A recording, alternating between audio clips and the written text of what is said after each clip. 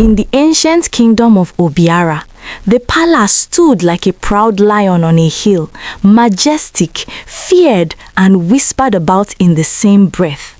The people spoke of King Obina in low tones, not because he was cruel, but because death followed his marriage bed. 5 queens had entered the palace adorned in coral beads and silk wrappers. 5 queens had left wrapped in white cloth, their names carved into cold stone. No child's cry had ever echoed from the royal chambers. The elders said the throne was cursed, tied to a forgotten sin of love and blood. Beyond the palace walls lived Nkiru, a strong-spirited village girl with eyes that held both fire and mercy. She was known for her courage, for standing against injustice even when her voice trembled. When her father was accused of stealing from the palace bands, a crime punishable by death, Nkiru's world shattered. The elders offered a bargain drenched in fear, her father's life in exchange for her hand in marriage to the king. The village went silent as her name was spoken. That night, as Nkiru knelt before the ancestral shrine, she felt the weight of destiny press upon her chest. She knew what marrying the king meant. Death had claimed every woman before her. Yet she also knew her father would not survive the moon if she refused. With trembling lips and a steady heart, Nkiru made a choice that would rewrite the fate of Obiara. She would marry the king whom death followed and face whatever waited in the palace shadows.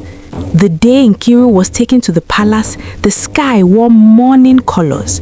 Drums beat slowly, not in celebration but in warning.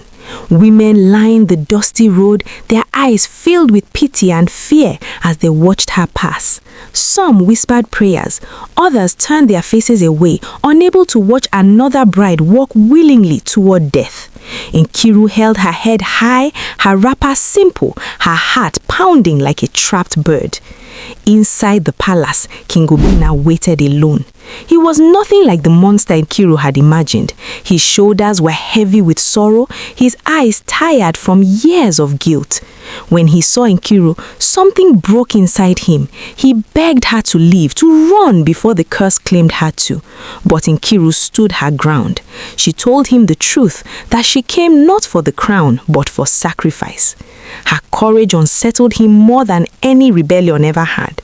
That night, as rituals were performed to welcome her as queen, strange winds swept through the palace.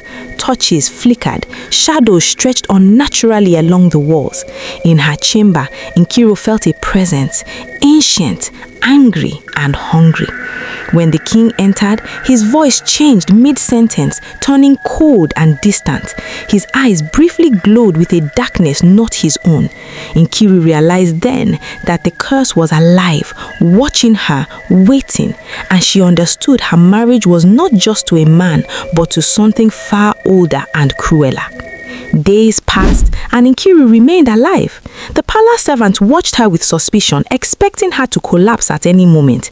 But instead of falling ill like the queens before her, she grew stronger, more curious.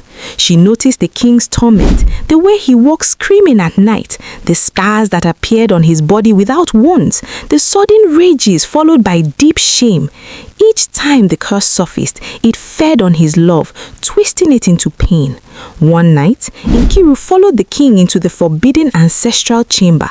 There, ancient symbols were carved into the walls, stained with dried blood.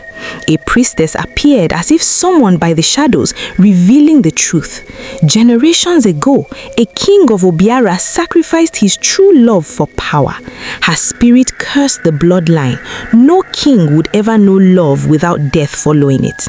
The curse could only be broken by love freely given, without fear, without selfishness. Nkiru felt her knees weaken. To love the king truly meant standing directly in the curse's path. Worse still, the priestess revealed the price. The curse would demand a life, either the king's or the queen's. There was no escape, no trick. As thunder roared outside, Nkiru looked at her husband and saw not a cursed ruler, but a broken man longing for freedom. And slowly, dangerously, love began to bloom where fear once lived. Despite the shadows that stalked the palace, Nkiru and King Obina grew closer.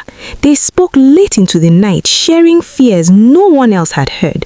For the first time, the king laughed, a soft, startled sound, as if he had forgotten how.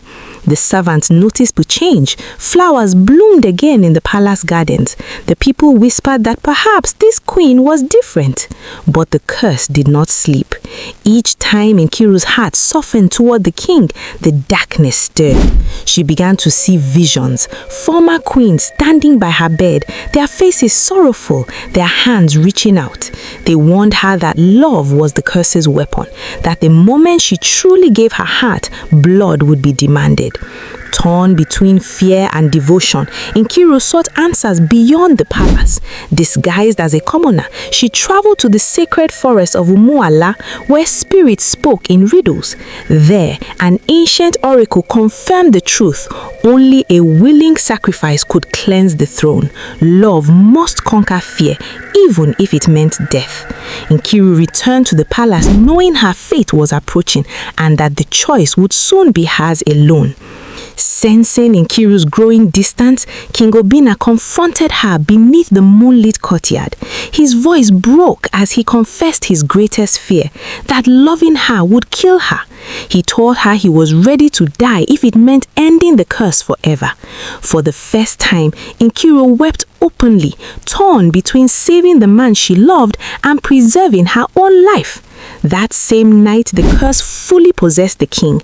He attacked the palace, his strength unnatural, his voice echoing with the cries of the damned. Nkiru stood before him, refusing to run.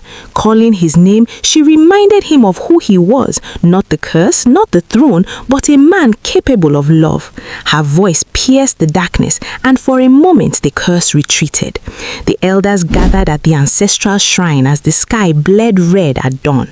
The ritual to break the curse was prepared: blood, fire, and truth. The oracle spoke, one heart must stop so another must live. The kingdom held its breath.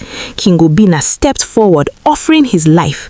Nkiru stopped him. For the first time, she spoke with the voice of a queen and a lover. She declared that love was not meant to hide behind sacrifice forced by guilt.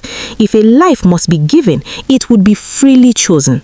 As the drums thundered, Nkiru walked into the fire circle, her heart steady, despite the tears streaming down her face. The flames rose as the spirits descended. The former queens appeared, their faces peaceful for the first time. Nkiru felt her strength fade, but she did not scream. She thought of the village girl she once was and the kingdom she was saving. As her life slipped away, the curse screamed one final time, then shattered. The darkness dissolved into ash, carried away by the wind. King Obina collapsed, free at last, crying out her name. The kingdom mourned Nkiru as a hero. Songs were sung of the queen who loved beyond fear. Rain returned to the land. Crops flourished. The curse was gone. But the palace felt empty. King Obina ruled with wisdom, yet his heart remained broken. Every throne room echo reminded him of the woman who saved him and the kingdom. On the anniversary of Nkiru's death, the king visited the shrine alone. There, her spirit appeared, not bound but radiant. She told him love never truly dies, that her sacrifice was not loss but freedom. With tears and gratitude, the king finally found peace. Generations later, mothers told their daughters the story of Queen Nkiru, the woman who married death and conquered it with love. Her name became legend, her sacrifice eternal. And in Obiara, love was never again cursed.